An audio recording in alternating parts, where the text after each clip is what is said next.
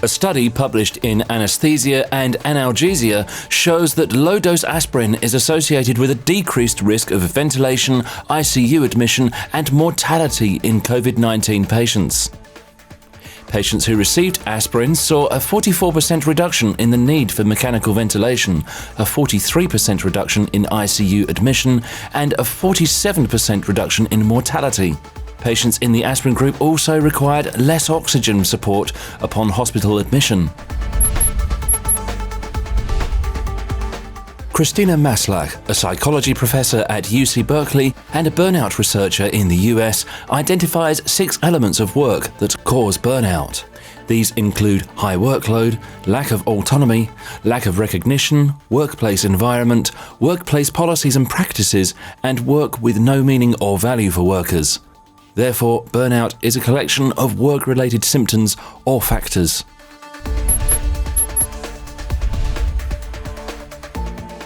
Findings from a large study in Denmark show that a large majority of people who recover from COVID-19 remain shielded from the virus for at least 6 months. Prior infection with the coronavirus reduced the chances of reinfection by about 80% in people under 65 and by 50% in those older than 65. However, it is important to note that the number of older people in this study was small, and the researchers did not have any information other than the test results. Also, new variants were not assessed in this study. The UK, Canada and Germany have all chosen to increase the time between COVID-19 vaccine doses. However, this decision has come into the spotlight as the US has announced that it will not be following the same strategy amid fears that it may backfire. The recommended length of interval between doses of the AstraZeneca and Pfizer vaccine is 3 to 4 weeks, but the UK has lengthened the interval to 12 weeks. The variation in strategies between Europe and the US has brought this controversial decision under further scrutiny. According to Dr. Anthony Fauci, director of the National Institute of Allergy and Infectious Diseases, herd immunity won't be reached until children are vaccinated.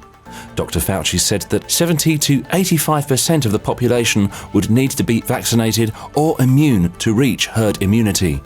This cannot be achieved without vaccinating high school students and younger children.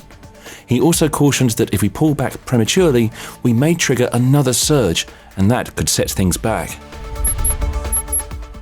Read in the new issue of ICU Management and Practice.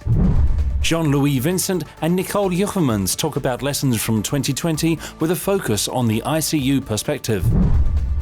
Vitaly Harasovich, Jeremy Klein and Brian Pickering provide an overview of the large-scale transition to telemedicine during the COVID-19 pandemic.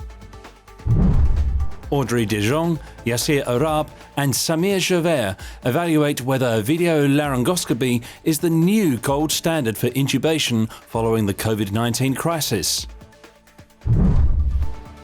Lucas Martin, Anna Peiner, Gernot Marx and Johannes Bickenbach highlight the use and challenges of digitalization and artificial intelligence and how the focus should be on providing less rather than more data. Find these and more exclusive stories in 20 Lessons from 2020. Download now.